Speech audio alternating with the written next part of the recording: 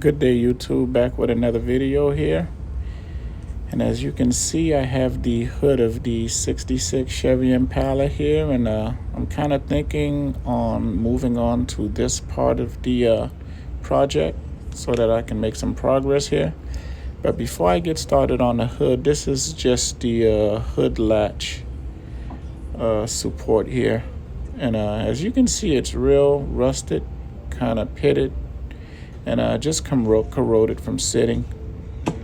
And I've decided to actually recondition it rather than to order another one because it still seems to be in good shape. But as you can see here, I've already took it off and disassembled it, which will give me more access to actually just clean all of the parts out. But as you can see here, it's pretty much a three-piece system. Has a spring, has the base, and also the screw clamp that holds everything together in place. So I'm working with my Ryobi tool set here, and throughout the video you'll see that there's other tools that I also use, and different brush heads also, because these parts, they're angled in ways to where it's actually hard to get the angle grinder to go into those areas. So I had to use a different assortment of brushes that I purchased, I believe from either Harbor Freight or Amazon. But as you can see here, rather than to get the part sandblasted, I actually just took my time to pretty much just grind out all of the paint, the buildup that has occurred over time. But we're getting it down to the fresh metal, fresh shiny metal, which I would like. And later on in the video, you will see here, I will powder coat everything. I will recondition it to give it a better appearance. That way when the hood is painted, everything will look a little nicer. It's a small part, but sometimes small parts actually make a big impact in detail. As you will see at the end, I believe it came out real nice. So just working with a same Ryobi brush here just to get it to the surfaces of the part that I am able to reach with this tool here. But it's just a matter of grinding away, trying to remove as much of the surface layers that I can. That way when I do lay the powder, it's not making no contact with anything else but the metal. So we'll give it a good blow, and as you can see here, a lot of that buildup is actually already gone. Now this is the spring portion, and because it's spring, it's actually hard to find a tool to get within the inner surface layers of the spring. So I grabbed a 320 grit sandpaper, which I just kind of curled in my fingers, and I had access to kind of remove a lot of the buildup that was in there. And also with my drill set, I added a brush head here that also actually had easy access to get within the middle parts. So I tried to remove as much of the surface buildup that I could, and actually not as much. I was actually able to remove all of it. And as you can see here, just by pre-assemble, got everything cleaned out. It's nice, shiny. There's a lot of pitting, which will, I don't want to say degrade the quality of the powder, but due to the pitting, there's just surfaces. When the powder makes contact, it actually still does reveal these scratches and the pitting. But as you can see here, this is my brush set, all of the tools that I used. And that's all it pretty much took, because it was just a small part, but because of all of the angulations, I had to kind of use an assortment of brushes and tools to get that done. And this is just my powder coat bin. This is the Eastwood dual voltage that I'm using here. I don't want to say it's a high-end gun, but for the job and where I'm at in my garage for personal use, it actually works great for me. And this is my heat lamp setup. All these lamps here, the ones in the yellow, each one produces 2,000 wattage of heat, so it actually does a good job in melting that powder for it to adhere to the parts that I am applying it to. And this is the red powder that I'm using for one of the pieces here. But as you can see, I've decided to not paint everything the same color.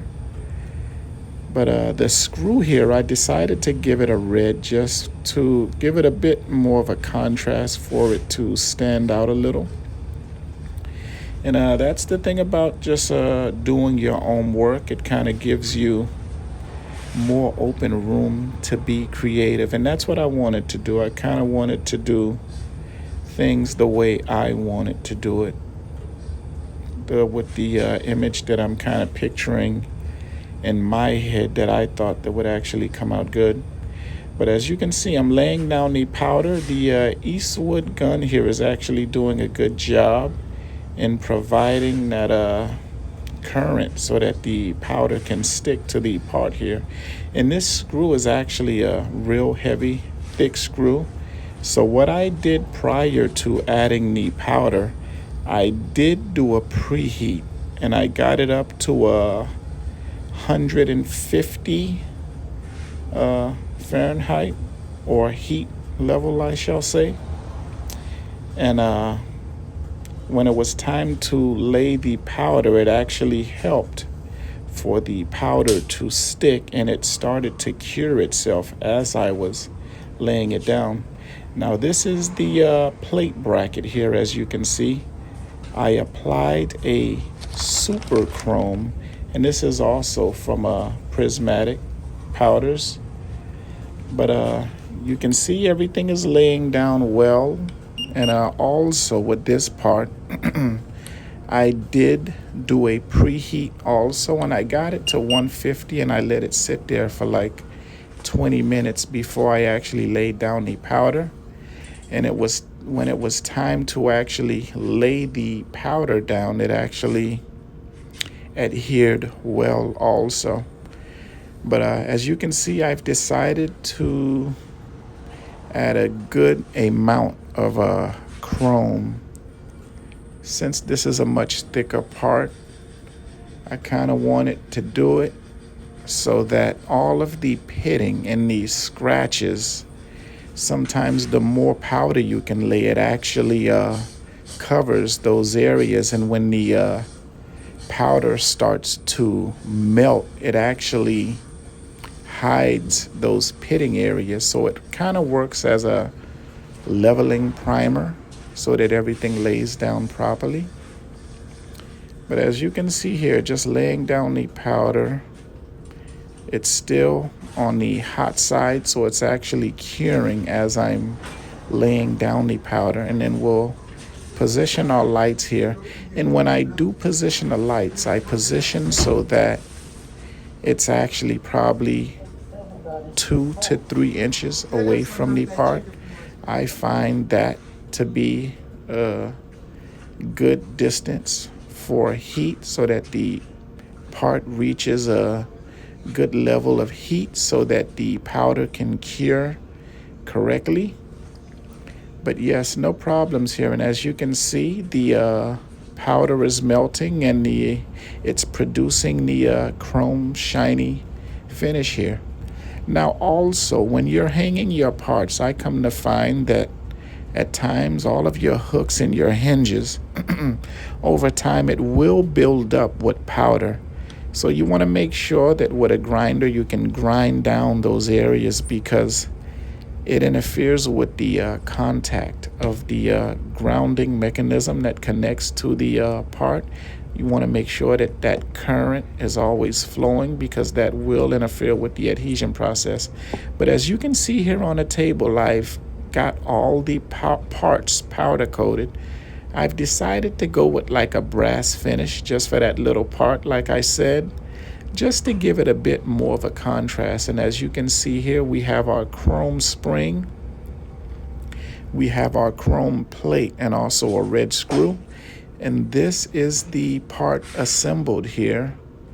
Compared to the first video, you can see that with a bit of investment of your time and a little bit of elbow grease and work here, this is actually the type of stuff you can produce here without having to pay someone to do the job for you. But yes, this is it here, YouTube. Assembled, nicely finished. I will order a new bolt for that bottom part. I've decided not to use the old one because it was just too corroded, just to give everything a fresh look here. But this is it, YouTube. Nicely done, and job as well. Thank you.